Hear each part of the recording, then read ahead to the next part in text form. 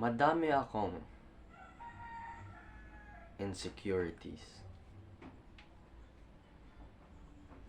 As you can see, hindi straight yung ngipin ko. Kaya mahirap maka-attract bodies. At least for now.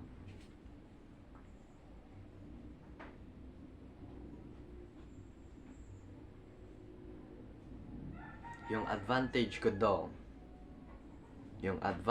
ko sa ibang tao is hindi ko tinatanggap na hanggang dito lang ako.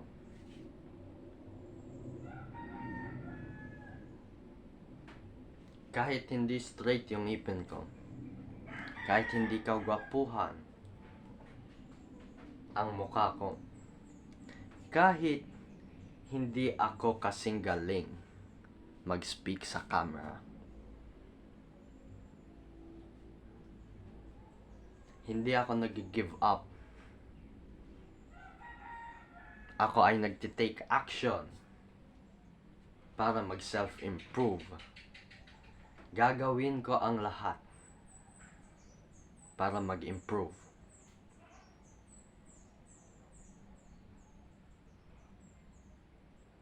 Kung may insecurities ka sa appearance mo, it's good. Kasi may rason ka para mag-improve.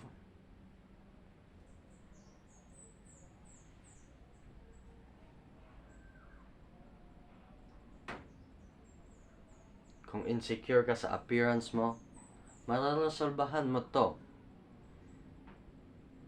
by working out. Kasi kung hindi ka man kagapuhan,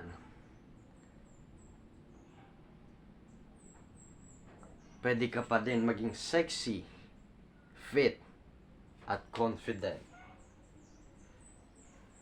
Yun yung advantage sa pagiging lalaki. Kasi hindi mo kailangang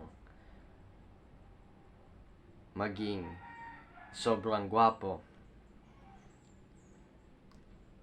Kasi kung hindi ka sobrang gwapo, palaging pwede ka pa rin maging sexy at muscular. At kung may insecurity ka man sa iyong confidence, just practice social skills. Especially kung introverted ka.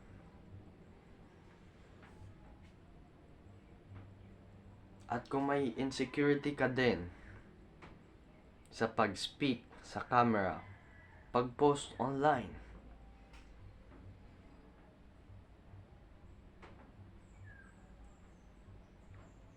just do the reps. Take action. Post it online. Kahit hindi perfect. Kasi it's all about repetition.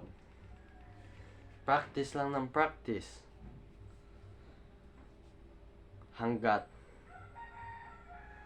mag-improve ka sa level na gusto mo. So, lahat ng tao may insecurities. Yung difference lang is yung mga taong nagsasucceed, kahit may insecurity sila, ginawa nila lahat para mag-improve. Ginawa nila lahat para maging competent.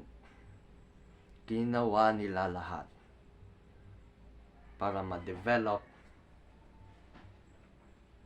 ang sarili nila. So, kung may insecurities ka ngayon,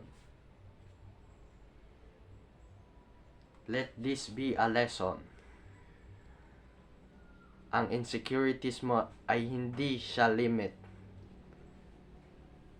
sa pag-grow mo as a person. It is a reason kung bakit ka mag-improve ngayon. Peace!